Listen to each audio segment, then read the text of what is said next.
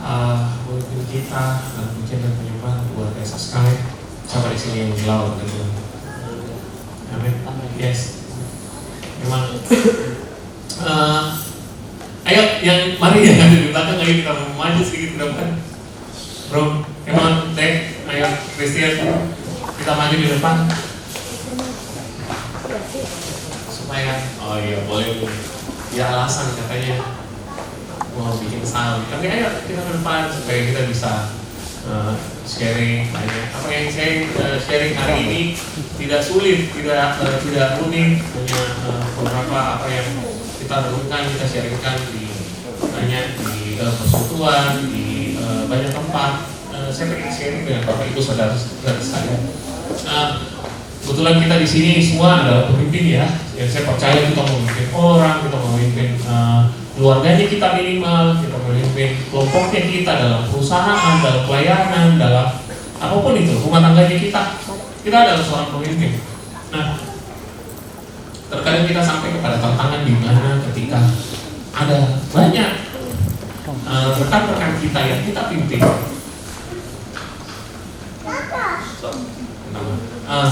Ada banyak rekan-rekan yang kita pimpin, orang-orang yang kita mentori, orang-orang yang kita awasi, orang-orang yang kita Tuhan percayakan di bawahnya kita. Terbanyak apa yang terjadi adalah kita sudah berkali-kali bilang, kita sudah berkali-kali kasih aturan, kita sudah kasih peraturan. Apa yang terjadi? Biasanya kesalahan yang sama terus berulang-ulang. Betul tidak? Biasa kita menghadapi hal tersebut. Biasa, banyak. Hal itu pun terjadi. Dimanapun, di saya sendiri pun hal itu pun terjadi. Itu jadi tantangan. Nah, di dalam pelayanannya kita, kalau kita kasih firman, kita kasih apa, sampai di kesimpulan bahwa kita tidak bisa rubah orang. Orang tidak akan bisa berubah kalau bukan dari dirinya sendiri. Mau dikasih firman banyak-banyak, dijujali, dikasih setiap hari di WhatsApp firman, mau dikasih ayat-ayat, mau dimaki pakai ayat-ayat pun juga mereka agak susah berubah. Jadi kita sampai di kesimpulan bagaimana ya mereka bisa berubah? Bagaimana mereka bisa mencapai kedewasaan sebuah rohani? Nah, di sini saya pengen sharing dengan kita bagaimana orang bisa memulai pertumbuhan mereka ke dalam kedewasaan rohani. Yang jadi masalah adalah selalu itu berulang-ulang. Kebiasaan lama kembali lagi, kebiasaan lama kembali lagi. Bertobat, katanya ada Kristen tomat, tobat kumat, ada tobat kumat. Kalau minggu tobat, Sabtunya kumat. Nah, katanya gitu. Tapi yang saya percaya tidak seperti itu. Nah, satu kali Bapak Ibu, saudara-saudari, saya pergi ke sebuah camp pemulihan di Toraja baru minggu lalu.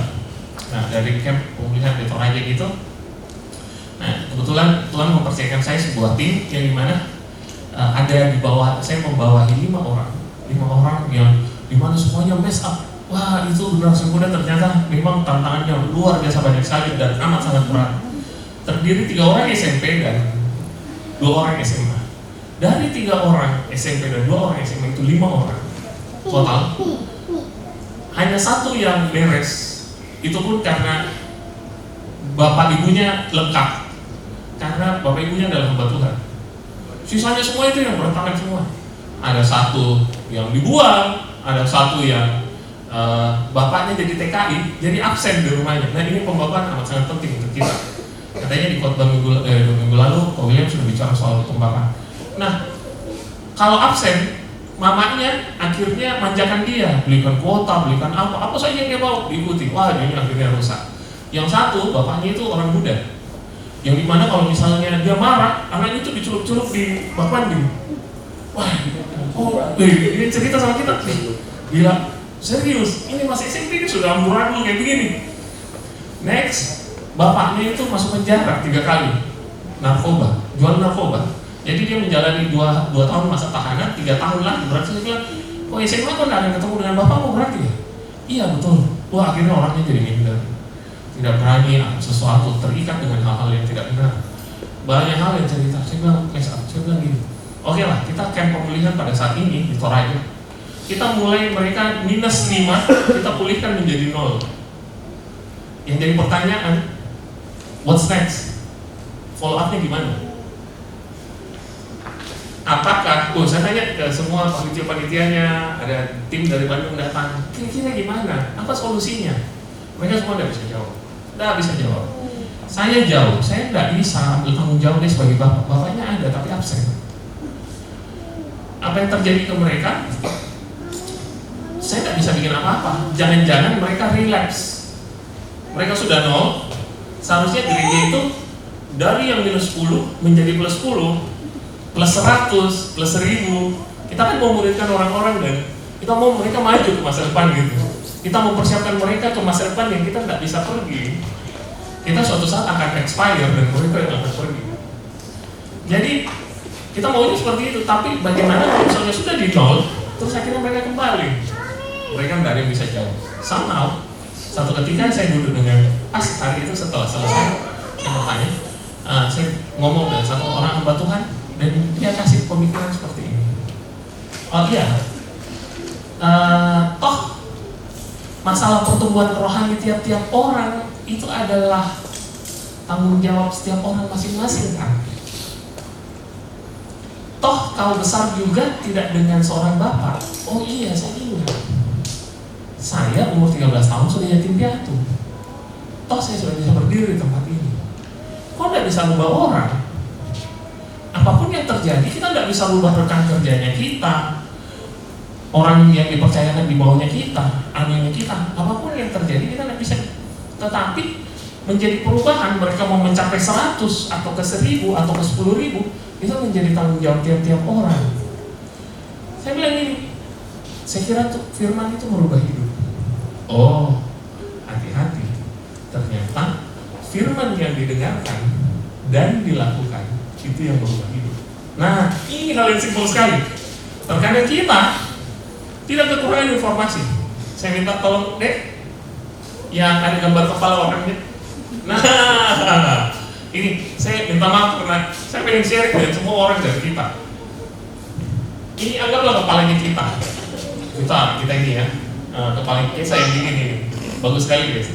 Jadi ini kepalanya kita. Informasi ada, selalu tersedia di mana saja. Kita bisa mendapat informasi dari mana saja. Dari Pak Gembala yang berkhotbah, kakak-kakak pembina yang berkhotbah setiap hari Jumat, kita bisa dapat apa saja. Bahkan ada informasi dari setan, gitu kan? Di TV, di YouTube, di apa. Deddy Corbuzier, atau Instagram, atau dari TikTok, semuanya bisa tersedia informasi. Kita ini informasi. Betul sekali, kita nggak kekurangan informasi. Nah, di dalam kepalanya kita ternyata ada filter. Filter yang menyebabkan kadang kita melakukan firman bahkan tidak melakukan firman. Nah, ini yang harus diberesi sebenarnya dari setiap kita. Hal ini ada caranya. Nanti belakangan baru kita kasih tahu. Coba lihat next step ya. Filter itu apa saja? Jadi informasi masuk ke filter itu melahirkan tindakan. Nah, filter ini terdiri dari 3. Nomor 1 nilai. Contoh nilai, kita dibesarkan di misalnya gini, firman Tuhan bilang gini, Tuhan menjanjikan masa depan yang penuh damai sejahtera. Tuhan akan memberkati kita. Nah, filternya kita, kalau kita panjang ini ceritanya soal nilai, mengenai mindset, nilai, bagaimana kita bertumbuh. Terus bilang, masa sih saya bisa Tuhan berkati? Toh saya tidak lulus SD. Nilai yang berkembang di masyarakat adalah yang Tuhan berkati adalah orang-orang yang misalnya anggaplah lulus kuliah atau lulus dari sebuah institusi perguruan apa, bagaimana. Nah, nilai itu terkandung dari kepalanya kita. Itu nilai-nilai banyak tersebar di masyarakat. Nilai-nilai kita kalau tidak sesuai dengan kerajaan Allah, banyak hal yang kita miss, kita tidak memperoleh janji-janji Tuhan karena nilainya kita belum beres. Nilai banyak hal bisa dibawa dari budaya, tempat di mana kita lahir, keluarga kita hidup, apapun itu banyak sekali. Nah, ini terjadi betul nilai. Misalnya lagi nilai. Kamu orang Makassar, enggak? oh kalau kau tersinggung pasti kau tusuk orang. Nah nilainya akan bilang iya. Masa orang Makassar di Siri Napace, langsung cabut balik. Karena apa? Nilai. Dia mau melakukan yang salah atau yang tidak, itu tergantung dari nilainya. Nah, next. Ada otoritas. Misalnya, contoh, otoritas itu seperti kekuatan sebuah otoritas itu bahwa ketika misalnya siapa ya? Niel, oh betul sekali Niel. SMP di mana? SD di mana? Ingat dulu SD-nya di mana dulu ya? Oh iya, di mana yang paling berkesan di Niel? SDH. Ada guru favoritmu nih? Iya. Lupa namanya. Tapi ingat ada. Kenapa jadi guru favorit? Lupa. Kenapa dia? Masih ingat? Coba ingat dulu. Dia pernah bilang apa?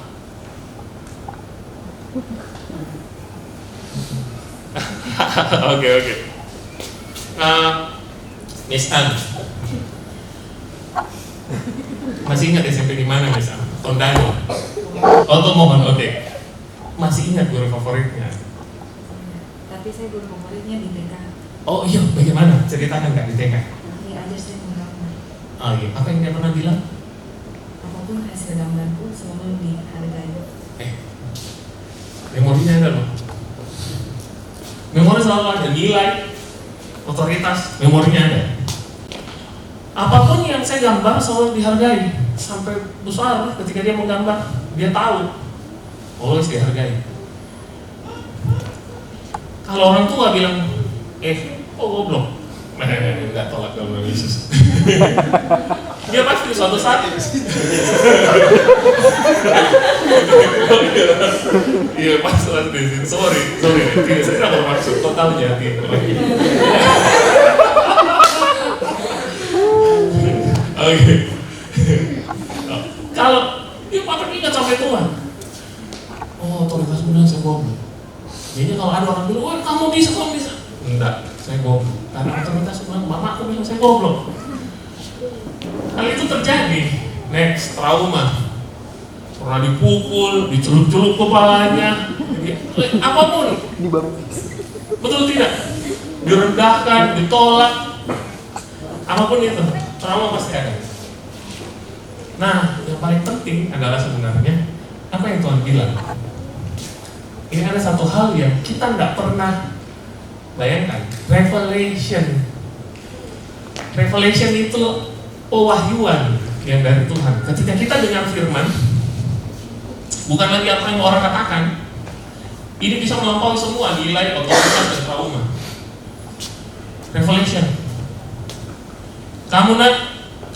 Contoh Gideon nih ya, pernah dengar ceritanya Gideon? Hai kamu pahlawan yang gagah perkasa. Masa sih? Serius loh? Mana buktinya? Dia harus mencoba terus ulang berkali-kali. Hai kamu pahlawan yang gagah perkasa. Serius? Kenapa datang 2 kali? Mana buktinya?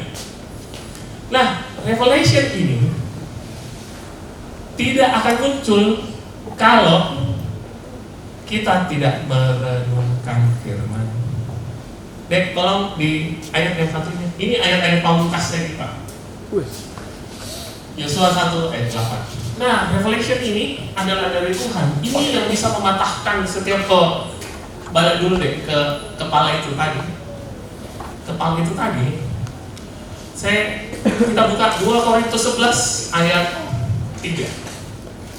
Ini Paulus yang bilang bahwa memang kami masih hidup di dunia. Saya cepat saja. 2 Korintus 10 ayat 3. Memang kami masih hidup di dunia, tetapi kami tidak berjuang secara duniawi. Kita tidak hidup secara duniawi. Apapun tantangan kita tidak hadapi secara duniawi. Peperangan kita ada di pikiran. Karena senjata kami dalam perjuangan bukanlah senjata duniawi, melainkan senjata yang diperlengkapi dengan kuasa Allah yang sanggup untuk meruntuhkan benteng-benteng. Kata benteng-benteng di situ kubu-kubu. Dalam bahasa aslinya itu logismos, logika.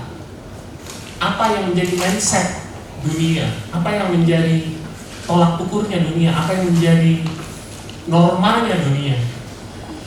Kami mematahkan siasat orang dan merubuhkan tiap kubu yang dibangun oleh keangkuhan manusia untuk menentang pengenalan akan Allah. Kami menawat segala pikiran dan menaklukkannya kepada Kristus.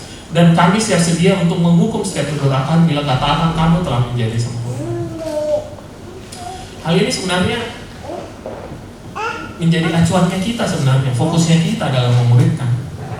Karena kalau tidak, filternya tidak diperbaiki, tindakannya tidak akan ada. Filternya kalau kita tidak terima revelation, kita tidak merenung, tindakannya tidak akan ada. Coba kita lihat prinsip keberhasilan. Dek, ayatnya tadi, tolong Dek. Yosua 1 ayat 8. Janganlah engkau lupa memperkatakan kitab Taurat ini. Kembali lagi, prinsip keberhasilan. Janganlah engkau lupa memperkatakan kitab Taurat ini, tapi renungkanlah itu siang dan malam supaya engkau bertindak. Ini kata bertindak. Kalau kita merenung, itu jadi revelation dari kita. Makanya kita akan bertindak hati-hati. Bukan kita renungkan firman, kita terus tiba-tiba firman itu kita catat-catat ya. Kita bakar, seduh di kopi, terus kita minum. Firman itu jadi daging. Udah itu klinik. Tidak Bapak Ibu. Jadinya renungkanlah itu siang dan malam supaya kita bertindak hati-hati sesuai dengan segala yang tertulis di dalamnya. Sebab demikian perjalananmu akan berhasil dan engkau akan beruntung, berubah, berhasil, mempunyai hasil, berbuah, apapun itu. Bicara soal berbuah, kita coba lihat di Matius 13 ayat 23. Dikatakan yang ditaburkan di tanah yang baik ialah orang yang mendengar firman itu dan mengerti. Anggaplah saya mengajar pada orang, misalnya contoh seorang murid anak kecil, Lovely begini ya caranya deh cerita. Kalau anak ini kaki sudah, ini digayung kuat-kuat, kok jangan takut angkat satu kaki enggak. Kalau dia tidak lakukan, saya cuma ngomong, dia tidak akan mengerti. Konsep dia berbuah berkali lipat, 60, 30, 100 kali lipat, itu bicara mengenai sejauh mana mereka mengerti. Oke? Bicara keterbuahan, itu bicara sebagaimana mereka mengerti firman. Karena memang di Matius 13 sendiri dikatakan orang yang mengerti firman itu kepadamu dikaruniakan kepadamu dikaruniakan untuk mengerti rahasia kerajaan Allah. Tapi kepada mereka tidak. Ternyata kerajaan Allah untuk kita mengerti, kita butuh kasih karunia juga. Karena Tuhan itu adalah Tuhan yang amat sangat generous. Dia menyingkapkan dirinya, dia revelate dirinya, dia mewahyukan dirinya. Ini loh saya, ini loh saya, ini loh saya. Makanya kita bisa bertindak. Next, Matius 7. Setiap orang yang mendengarkan perkataanku dan melakukannya, ia sama dengan orang bijaksana yang mendirikan rumahnya di atas batu. Kita mau membangun apa saja, rumah tangga, bisnis, pekerjaan, pelayanan, pendidikan, apapun, kita tidak akan dikatakan tidak akan berhasil kalau misalnya kita tidak mendengarkan perkataan dan melakukan. Ini hal yang sangat simpel. Kita tidak kekurangan informasi, yang tadi di kepala. Kita tidak kekurangan informasi. Informasi kita bisa dapat di mana saja. Yang jadi masalah adalah filternya kita, sehingga kita tidak bertindak. Setelah saya mendengar penjelasannya itu, oh iya, terima kasih Kak. Saya memang harus mengaplikasikan kepada semua orang. Dimulai dari anak-anak, dimulai dari sisters, dimulai dari orang-orang mentor. Mereka semua mulai sekarang ada hal yang saya sebut dengan step 1, 2, 3. Mereka harus membuat sebuah jurnal yang isinya di mana pada saat mereka mendengarkan firman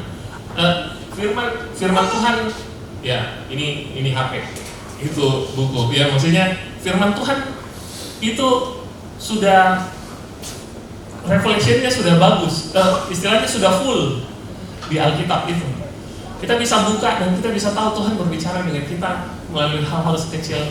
Kita baca ayat atau kita baca renungan. Saya mengajarkan mereka untuk seperti ini. Step 1, 2, 3. Step pertama itu adalah, saya buka catatan. Kata-katanya agak rumit. 1. Tuhan berbicara apa kepada saya hari ini? Simple sekali. Tuhan selalu berbicara. Nanti next mereka Tuhan berbicara lagi lewat ayat. Mungkin lewat dia lihat anak-anak pengemis, dia lihat orang lain, dia lihat apa saja, dia lihat suatu kejadian, dia bisa tahu, oh Tuhan itu baik nih, Tuhan itu apa. Nah itu revelationnya. Itu step pertama. Step kedua, Tuhan menyatakan diri sebagai apa kepada saya hari ini. Hikmat itu bukan hikmat kita untuk kita menjalani dunia, tetapi hikmat kita untuk mengenal Tuhan. Pengenalan akan Tuhan itu jauh lebih penting untuk kita bertumbuh. Kita mau mengenal Tuhan sebagai Raja. Dia menghendaki pemerintahan. Kita mengenal Tuhan sebagai Bapa yang baik. Dia menghendaki hubungan dengan kita. Kita mengenal Tuhan sebagai Allah yang adil. Dia menghendaki kita adil. Allah yang kudus. Dia menghendaki kita untuk hidup khusus. Allah yang suci. Dia menghendaki kita menguduskan dirinya kita. Apalagi? Banyak hal. Allah yang baik. Oh, dia mau berkati kita. Saya tahu dia baik. Gitu. Nah, kita harus merenungkan apa? Tuhan itu sebagai apa? Lewat ayat ini, lewat kejadian ini, lewat apa?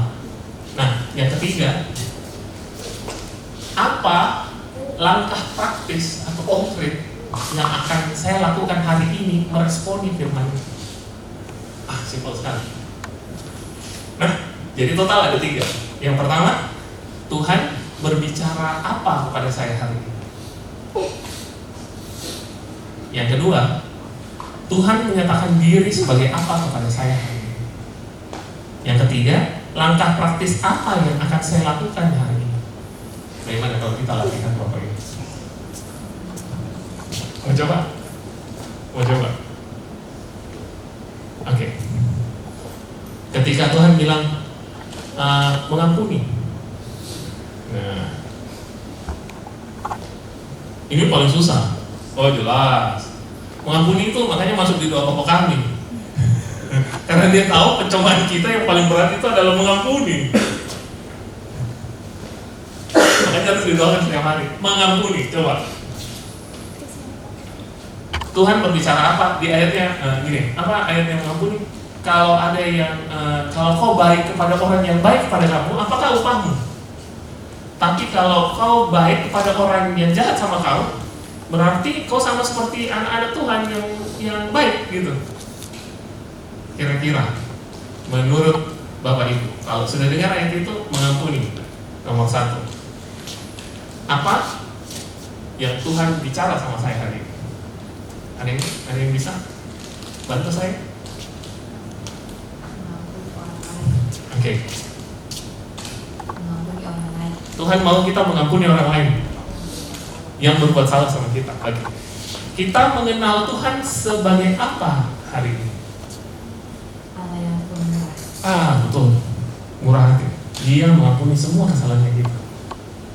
Allah yang penuh kasih. Dia mengampuni semua kesalahan kita. Apa lapis yang akan saya lakukan hari ini? Mengampuni adik saya. Betul. Saya akan mengampuni adik saya yang tinggalkan saya di sekolah, tidak jemput saya. Betul lah ya. Oh iya. Iya kan?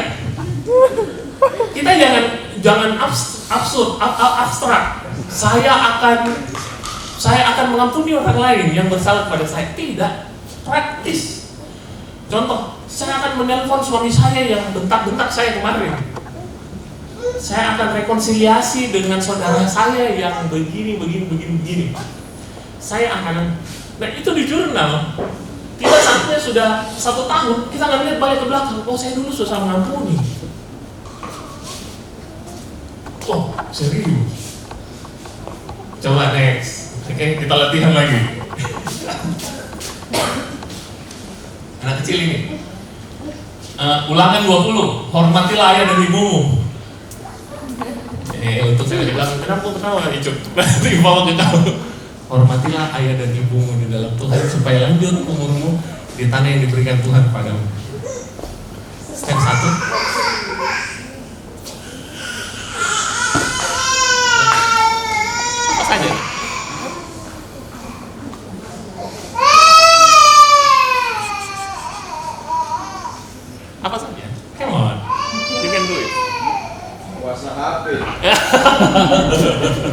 Oke, bagaimana dia? Dengar-dengar sama orang tua. Oke, Tuhan menyatakan diri sebagai apa? Dari ayat itu.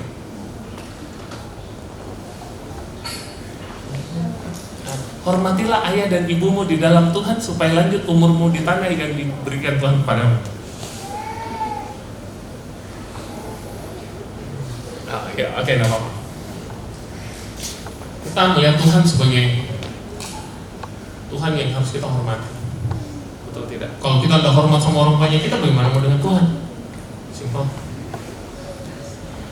Apa langkah konkret yang harus kita kerjakan? Oke. Langkah konkretnya seperti ini. Saya akan bangun pagi, saya akan masak sarapan pagi sama orang tuaku. Ya, betul tidak? Oke, anak-anak. Loh iya kan?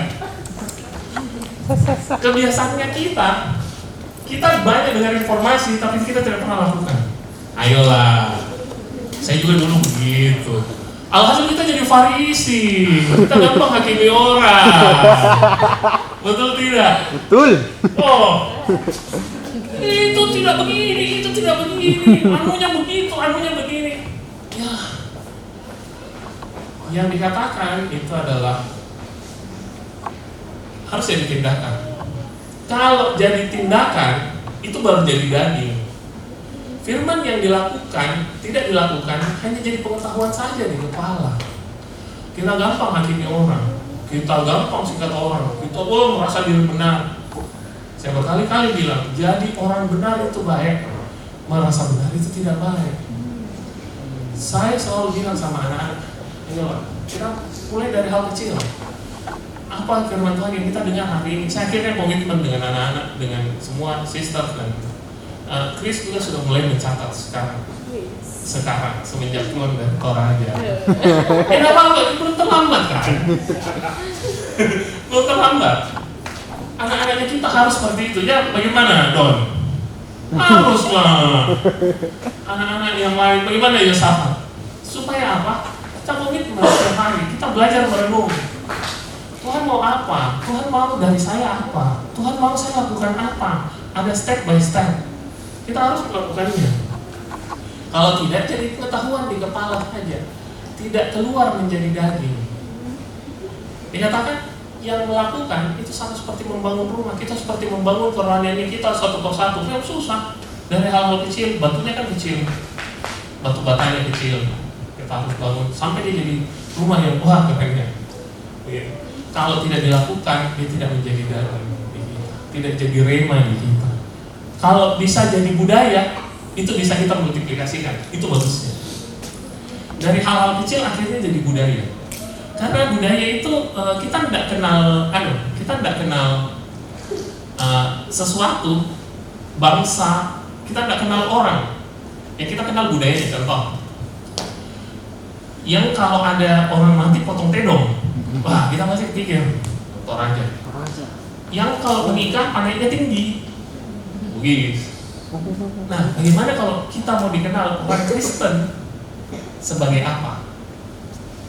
Iya kan? Pernah dengar itu? Oh, kalau saya kayak itu orang Kristen itu, Kristen pasti.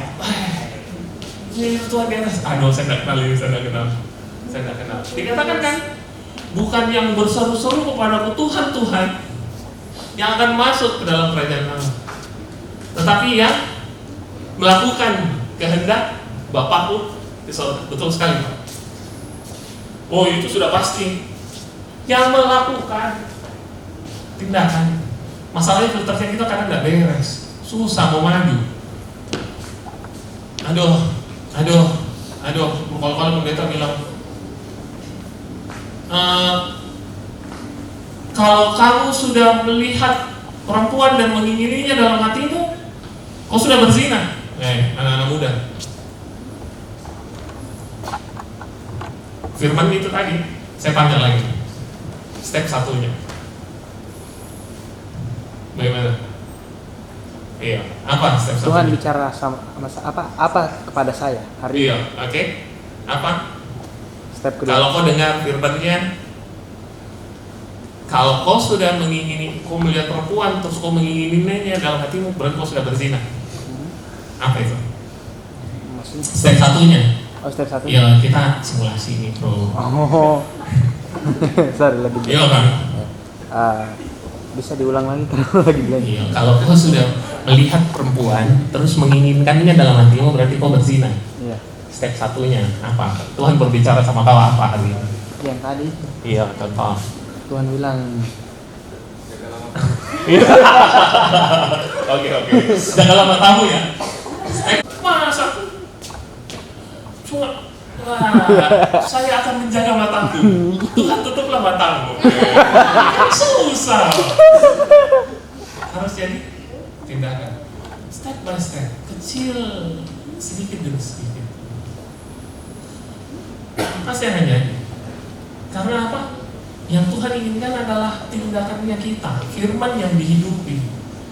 Makanya kita bisa berhasil. Makanya kita bisa, oh akhirnya saya terbuka mata. Setiap dari kita bertanggung jawab untuk pertumbuhan rohaninya kita masing-masing. Terlepas dari pemimpinnya, kita bisa ngomong apa. Dia sudah ngomong banyak hal dan kita bisa dengar. Kita bisa menyerap banyak hal dari situ. Simple. Oke. Kita coba buka di, kalau bisa buka ayat ya. Matius 28. Pesan untuk pemimpin. Tolong, apapun itu, dimanapun kita melayani, kita harus ajarkan hal ini. Kita harus ajarkan mereka untuk jadi pelaku firman. Kita harus ajarkan mereka untuk radikal dengan hal-hal tersebut. Matius 28 bisa adik? Bisa enggak? Yang ayat yang paling terakhir, amanat agung. Ayat favoritnya kita. Pekerjaannya Tuhan Yesus cuma memulihkan dan memuridkan. Selesai dia memulihkan, dia memuridkan.